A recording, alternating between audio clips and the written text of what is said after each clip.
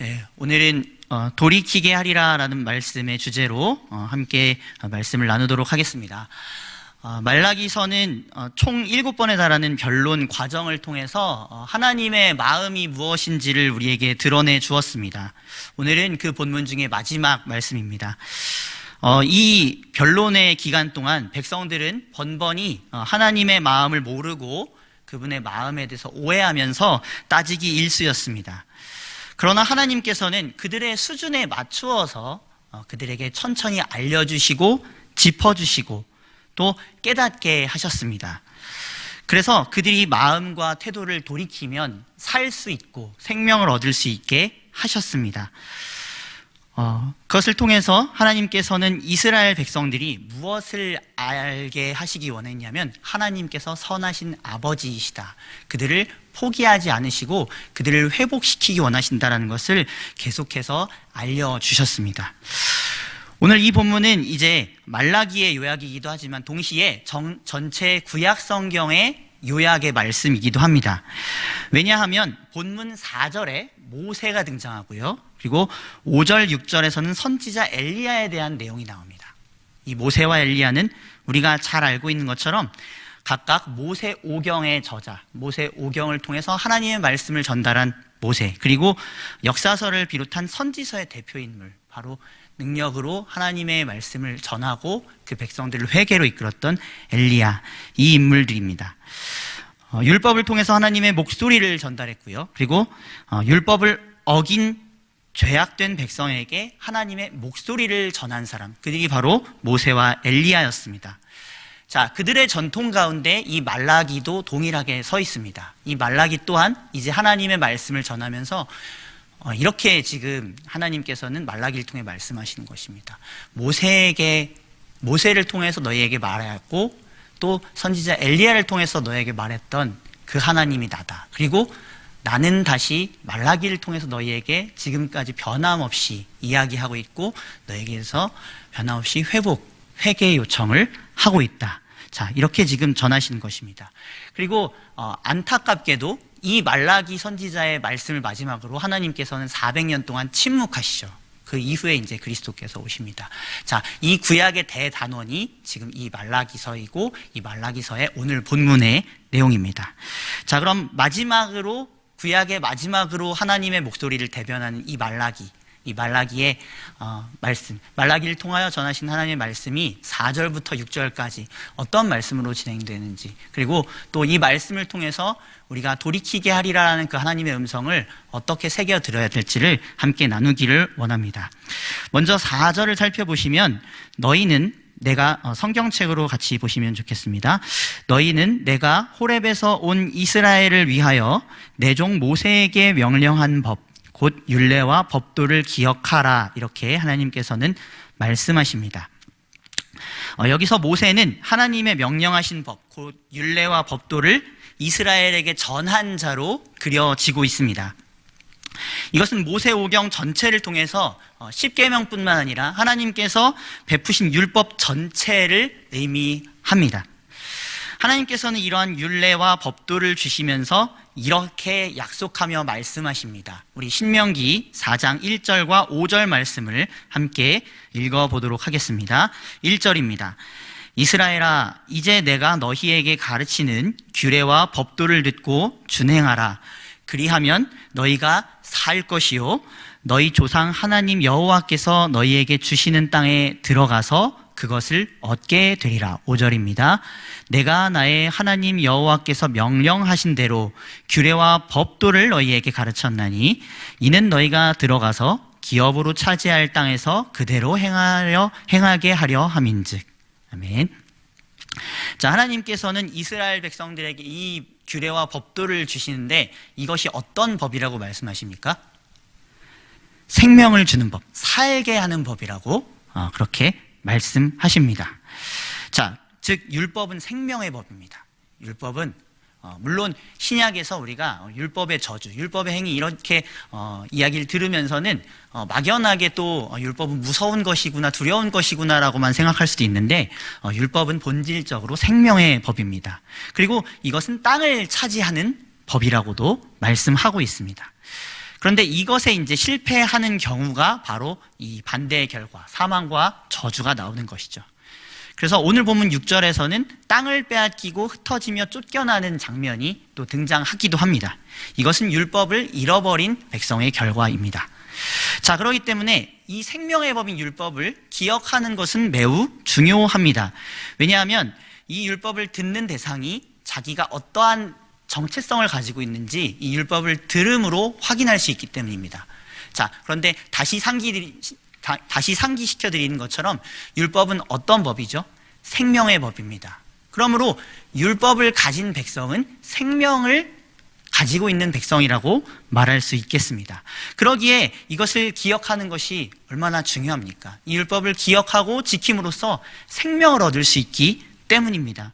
하나님께서는 이 율법을 통해서 의무와 권리를 말씀하셨고 이 의무와 권리를 그 가운데 주셨습니다. 그래서 이 약속은 변함없이 흐르고 있고 이 약속 안에서 이 의무를 행하며 의무를 행한 자들에게 하나님께서는 율법을 통하여 주시는 권리를 또한 약속하셨습니다. 복과 생명을 주신다고 말씀하셨죠.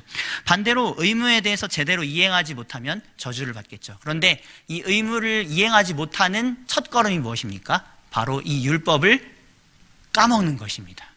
율법을 기억하지 못하면 결과적으로 이 권리에 대해서도 알지 못하고 의무에 대해서도 이행하지 못하기 때문에 제대로 생명과 복을 누리지 못한 것과 더불어서 이행하지 못한 저주까지 받게 되죠.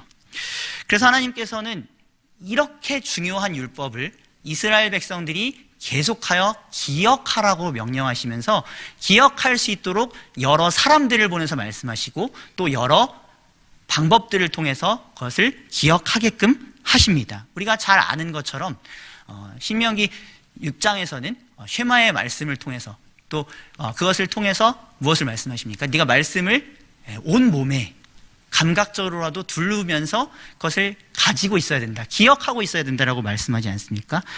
이렇게 하나님께서는 계속하여 율법을 통해서 그들에게 기준을 세워주시고 이 율법에 너희가 합당하다면 복을 받을 것이다 라고 약속해 주십니다.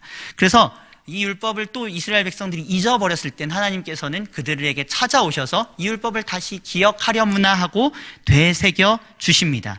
그래서 하나님께서 어떻게든 율법 안에서 자기 백성을 삼으시고자 했다는 것이죠. 이것이 바로 하나님의 선하심이며 자비하심입니다. 즉 우리는 여기서 이 율법을 계속해서 우리에게 주신 하나님이 우리를 틀에 가두는 하나님이라고 오해하는 것이 아니라 우리에게 그렇게까지 복을 주기를 원하시는 하나님이구나, 하나님은 그런 선하신 분이구나 하는 것을 우리가 기억해야 한다는 것입니다. 즉 하나님의 마음을 알아야 한다는 것이죠. 그래서 백성들은 이 율법에 대해서, 이 율법을 주신 하나님에 대해서 그 마음을 기억하고 다시 그것을 마음에 새기고 기억하며 순종해야 될 의무가 여전히 있었습니다. 자, 신명기 4장 9절에서 10절 말씀도 우리 같이 합독하도록 하겠습니다. 함께 읽겠습니다. 오직 너는 스스로 삼가며 내 마음을 힘써 지키라. 그리하여 내가 눈으로 본 그 일을 잊어버리지 말라. 내가 생존하는 날 동안에 그 일들이 내 마음에서 떠나지 않도록 조심하라. 너는 그 일들을 내 아들들과 내 손자들에게 알게 하라. 내가 호렙산에서 내 하나님 여호와 앞에 섰던 날에 여호와께서 내게 이르시기를 나에게 백성을 모으라. 내가 그들에게 내 말을 들려주어 그들이 세상에 사는 날 동안 나를 경외함을 배우게 하며 그 자녀에게 가르치게 하리라 하시매. 아멘. 자, 이 말씀을 따라보면 이스라엘 백성들은 마음을 다해 하나님의 율법을 기억해야 될 책임이 있었고요. 또한 이 율법에 대해서 순종할 책임이 있었습니다. 중요한 것은 그들이 마음에 새기고 마음을 다하여 해야 된다는 것입니다. 또 그렇게 그러한 삶을 살아감으로써 자자손손들을 가르쳐야 될 책임이 있었습니다. 그래서 자녀들까지도 이 율법에서 약속된 복을 받을 수 있도록 해 주어야 했다는 것이죠. 이것이 바로 성경에서 말하는 의인의 길입니다. 자, 반대로 하나님과 하나님의 율법을 마음에 두지 않고 잊어버리고 불순종하고 멋대로 행하면 자녀들도 어떻게 될까요? 그 부모의 모습을 따라가게 되겠죠. 함께 사망과 저주에 이르게 될 것입니다. 이 길은 악인의 길이죠. 그리고 악인의 종말은 그렇게 될 것입니다. 자, 어디가 지금 이 두 종말에 이르는데 분기점이 됩니까? 기억하는 것이고 또한 동시에 마음이 어디로 향했느냐, 마음을 지키고 있는가, 마음을 어느 방향으로 품고 있는가, 지금 거기에 따라 이렇게 분기점이 나뉘고 있지 않습니까? 그러므로 하나님을 먼저 마음에 품고 하나님을 마음을 다해서 사랑하는 것이 먼저 우리에게 중요할 것입니다. 자, 이것을 위해서 모세는 중보자로서 호렙산에서 모두를 대표해서 하나님의 언약의 율법을 받았습니다. 이 모세가 하나님의 종으로서 공식적으로 하나님의 말씀을 받아서 이스라엘에게 가르쳤죠. 그래서 이 율법을 기억함으로 복을 받도록 하였습니다. 하나님께서는 율법을 받기 전에 또한 너희가 이 율법을 받는 이 백성이 된 것이 어디에 근거하는가도 알려주십니다. 바로 출애굽의 그 역사를 기억하면서 너희가 어떤 구원을 입은 백성인지를 알라라고 말씀하시면서 하나님께서는 율법을 주십니다. 즉 너희가 이대로만 살아 이렇게 명령하시기 전에 너희는 내가 건진 백성이다, 너희는 내가 살릴 백성이고 나와 끝까지 갈 백성이다라고 먼저 관계에 대해서 약속을 해주시고 그 다음에 법을 주셨다는 거죠.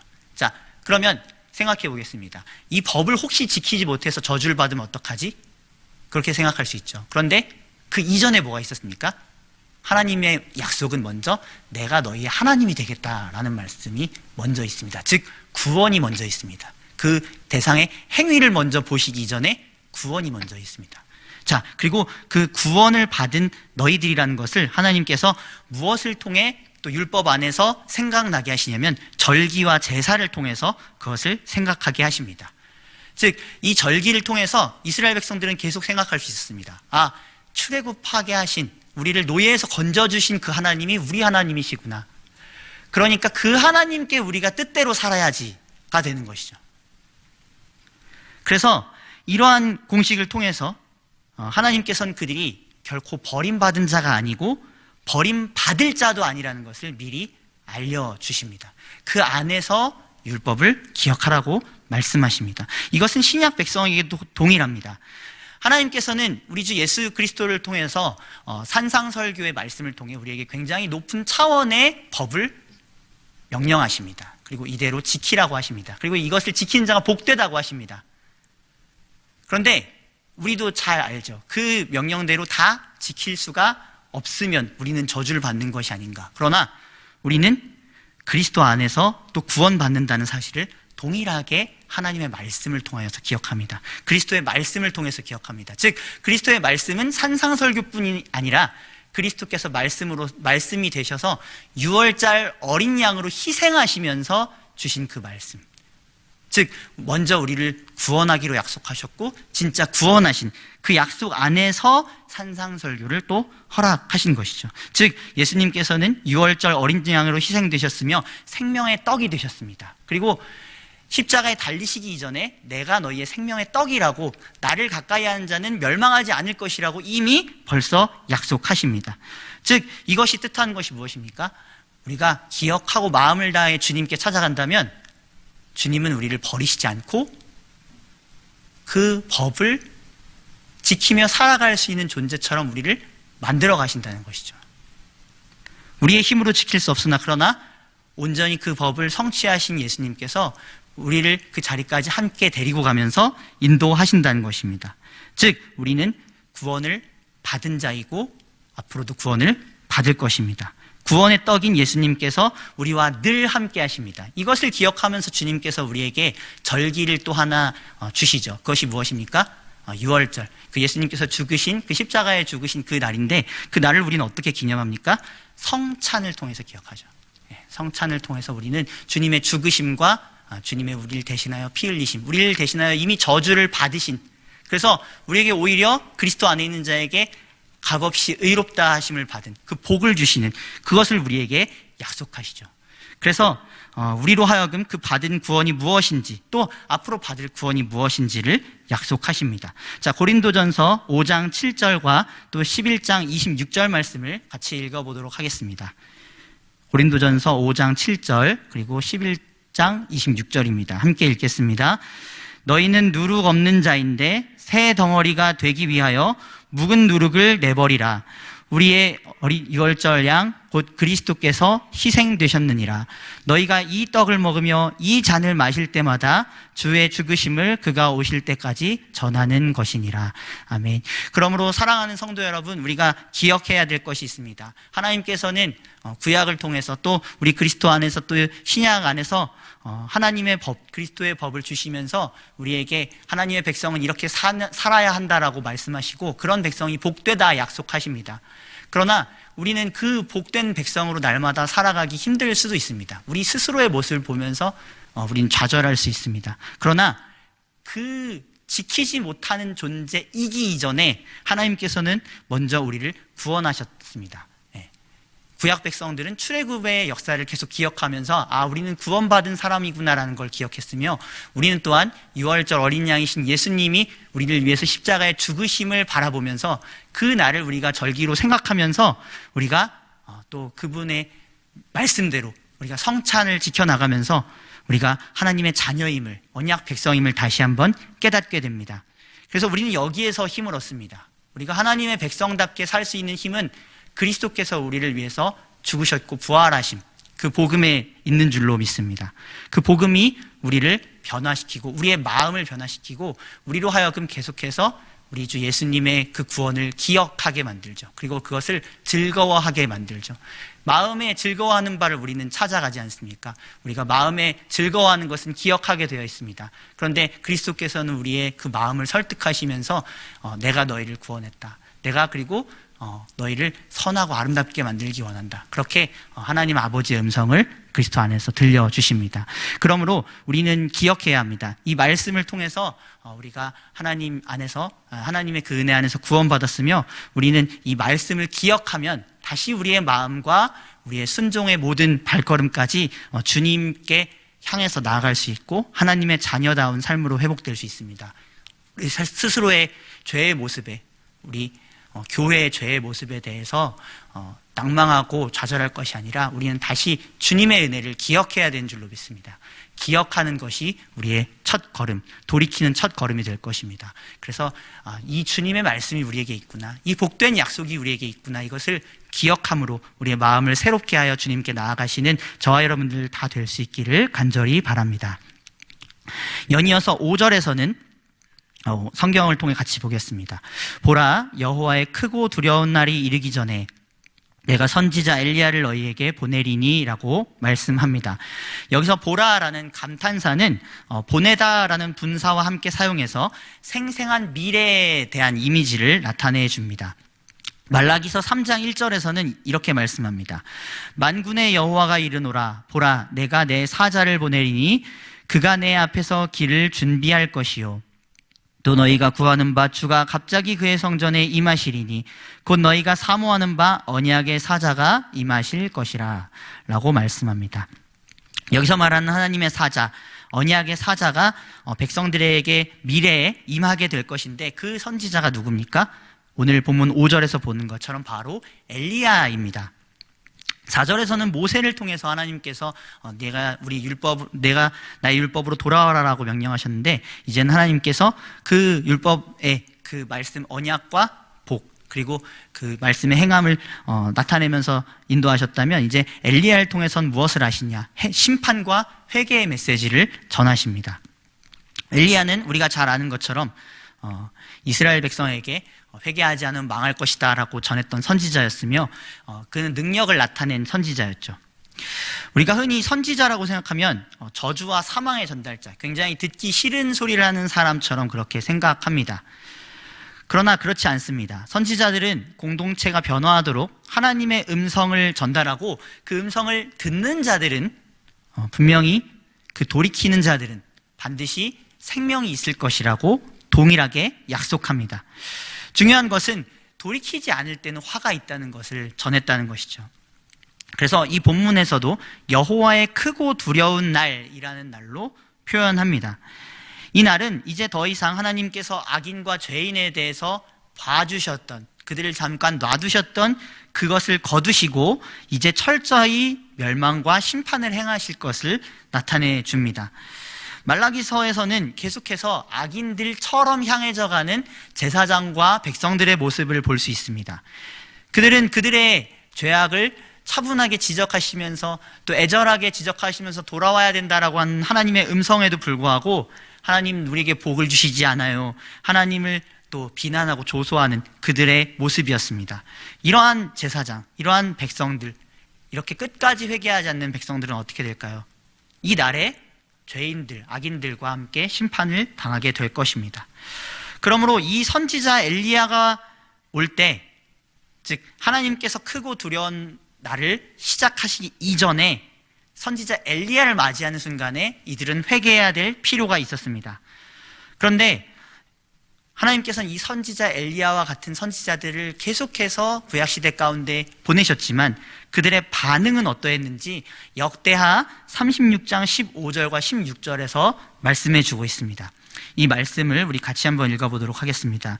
함께 읽겠습니다. 그 조상들의 하나님 여호와께서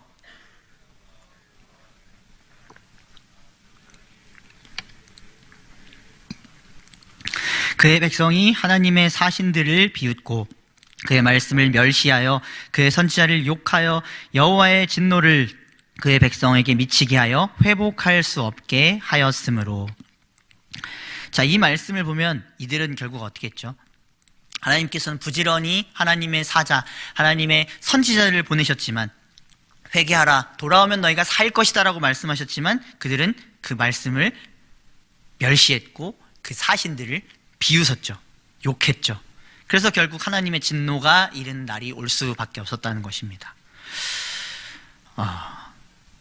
이러한 결과가 구약뿐만이 아니라 신약에서도 동일하게 이루어집니다. 이 과정이 똑같이 진행이 되는데 변함없는 하나님께서는 신약을 통해서도 이러한 메시지를 전하십니다. 누가복음 1장 17절에서 보면 그가 또 엘리야의 심령과 능력으로 주의 앞에 먼저 와서 아버지의 마음을 자식에게 거스르는 자를 의인의 슬기에 돌아오게 하고 주를 위하여 세운 백성을 준비하리라. 자, 이렇게 또 엘리야가 등장하면서 이 선지자가 이렇게 돌이키는 역할을 감당할 것이라고 하는데 바로 이 사람은 세례 요한입니다. 세례 요한. 그리스도께서 오시기 전 이제 악인들의 심판이 실질적으로 예정된 그 날이 오기 전에 그는 회개하라, 천국이 가까웠다라고 선포했습니다. 그래서 그를 따르는 백성들을 이제 예수 그리스도께로 인도하기 위해서 그는 회개의 사역을 열심히 감당했습니다. 자, 그래서 이 세례 요한에게 이끌렸던 자들은 예수님의 제자가 되기도 했고 또 많은 그 의인들이 되면서 그들은 천국을 상속될 자들이 되었습니다. 그런데 그 메시지를 거부한 자들, 세례 요한을 거부한 자들은 그리스도도 거부합니다.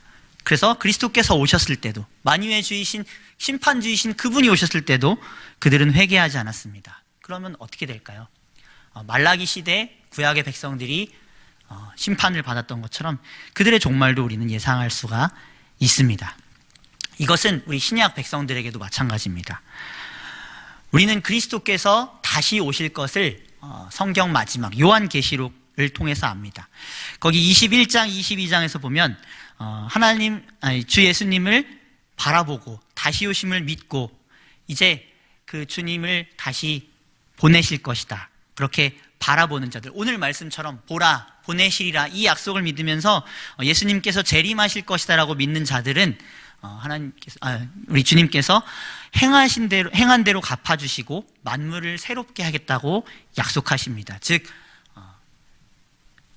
우리가 본 이 4장 4절부터 6절 이전에 3장 18절에서 4장 3절에서는 하나님께서 의인과 악인을 구별하시고 의인에게는 공의로운 해를 비추시고 악인에게는 짓밟히게 하겠다, 이렇게 멸망과 또 이 복에 대해서 말씀을 하시는데 이미 예수님께서도 염소와 양을 나누시겠다고 이미 말씀하셨고 이 일이 실제로 요한계시록 21장 22장 나중에 예수님께서 재림하실 때 이루어진다는 것입니다.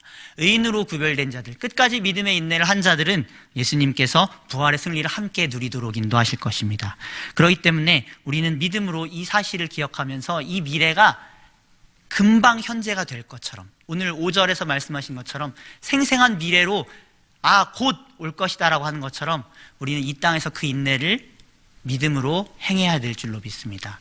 그리스도를 바라봐야 될 줄로 믿습니다. 그리스도께서는 반드시 오십니다. 그리고 믿음으로 우리가 살아간 모든 삶에 대해서 행한 대로 갚아주실 것입니다. 믿음으로 산 우리의 인내와 모든 주님을 향한 그 사랑을 주님께서는 받아주실 것입니다. 그러므로 이 어두운 시대 가운데 살아가는 우리에게 필요한 것은 그리스도를 바라보는 것입니다. 오늘 5절에서는 보라라는 단어가 너무 선명하게 나와 있지 않습니까? 우리가 보아야 될 대상이 누굽니까? 바로 다시 오실 그리스도이십니다. 그리스도께서 오실 미래의 그날을 바라보는 저와 여러분들이 될 수 있게 바랍니다. 그럴 때 그리스도께서는 다시 오시면 우리에게 참된 자유와 해방을 주실 것입니다. 그래서 그 날을 기다리면서 주님을 기억하고 주님의 법도대로 한 걸음 또 한 걸음 나아갈 수 있는 저와 여러분들이 될 수 있기를 간절히 바랍니다. 4절을 통해서는 기억하라라는 동사, 그리고 5절을 통해서는 보라라는 동사로 우리가 그리스도를 기억하고 그리스도 안에서 하나님 아버지께서 주신 선하신 사랑을 기억해야 된다고, 그리고 앞으로 그 사랑을 베푸실 것을 바라봐야 된다고 말씀을 드렸는데, 마지막으로 6절의 말씀을 보면 그가 아버지의 마음을 자녀에게로 돌이키게 하고 자녀들의 마음을 그들의 아버지에게로 돌이키게 하리라. 돌이키지 아니하면 두렵건대 내가 와서 저주로 그 땅을 칠까 하노라 하시니라 라고 말씀합니다. 여기서 가장 중요한 키워드는 바로 돌이킴입니다. 돌이킴. 4절에서 기억, 그리고 5절에서 보라였다면 지금 현재 과거를 기억하고 미래를 봄으로써 우리가 하나님께 나아가야 된다면 우리의 현재에서 우리가 지금 즉각 바로 이 순간, 이 말씀을 듣는 순간 행해야 할 그것은 무엇이냐면 우리의 마음을 돌이키는 것입니다. 바로 회개죠. 이것은 하나님과의 화해를 뜻합니다. 말라기 3장 7절 말씀을 같이 우리 함께 읽어보도록 하겠습니다. 말라기 3장 7절입니다. 만군의 여호와가 이르노라. 너희 조상들의 날로부터 너희가 나의 규례를 떠나 지키지 아니하였도다. 그런즉 내게로 돌아오라. 그리하면 나도 너희에게로 돌아가리라 하였더니 너희가 이르기를 우리가 어떻게 하여야 돌아가리까 한도다.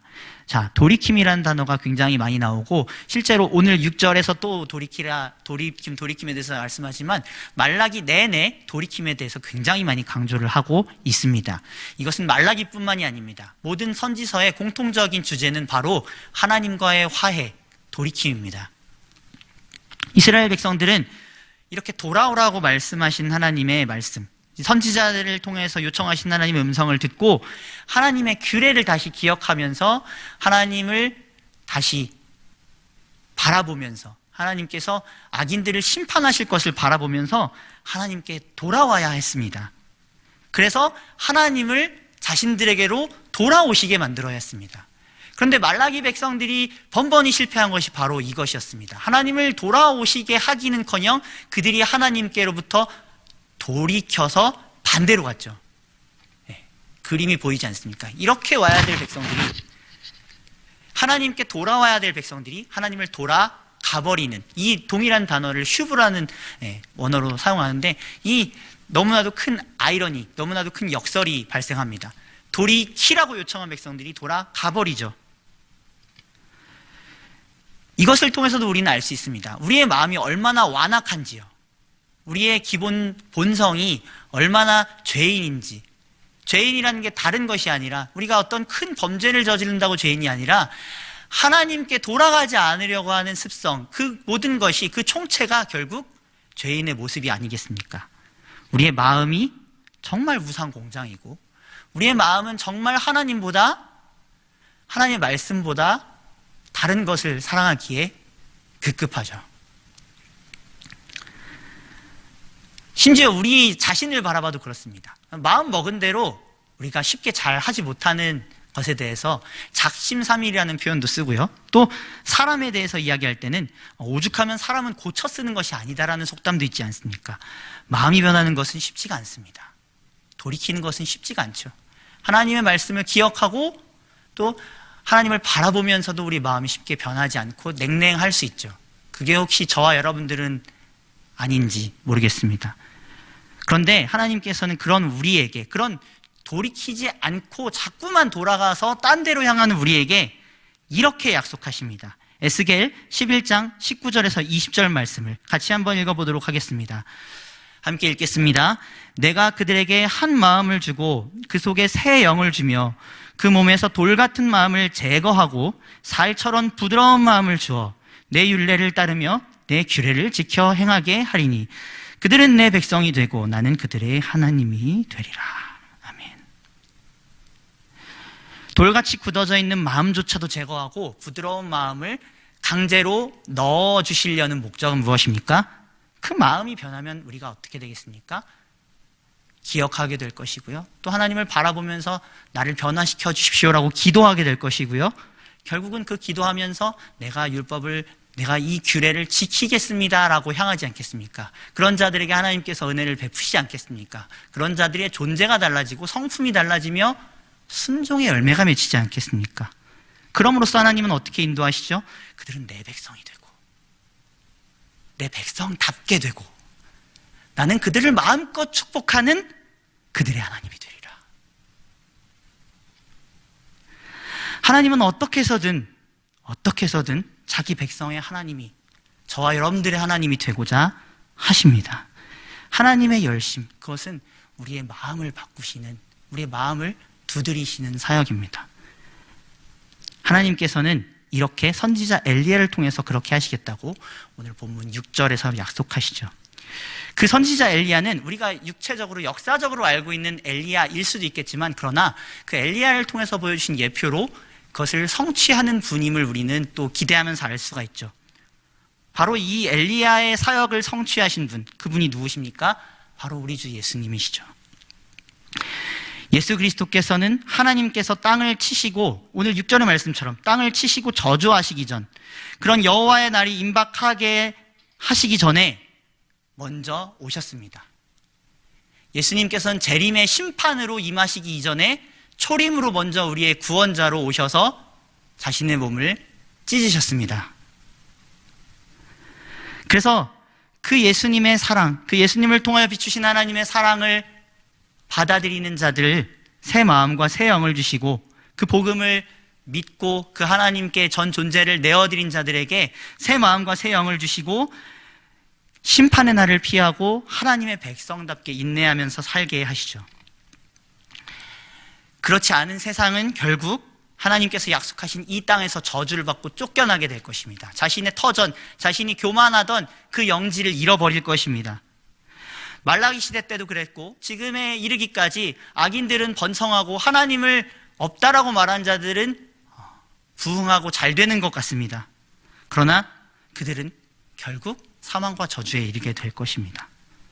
그런데 그리스도께서는 모세와 엘리야가 호렙산에서 하나님의 음성을 듣고 내려와서 백성들을 변화시키고 고친 것처럼, 모세는 율법을 가져와서 그렇게 고쳤고요, 또 엘리야도 호렙산에서 하나님의 음성을 듣고 내려와서 우상을 섬기던, 다른 바알 신들을 섬기던 백성들을 하나님의 백성으로 만들었지 않습니까?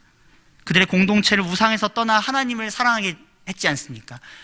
마찬가지로 우리 주 예수님께서는 변화산에서 모세와 엘리야와 함께 이야기하시면서 그 동일한 사역을 신약시대 백성들에게 행하시죠. 그들의 제자들에게, 그 시대 사람들에게 행하셨고 지금도 그 예수님을 구주로 믿고 의지하는 저와 여러분들에게도 동일하게 행하십니다.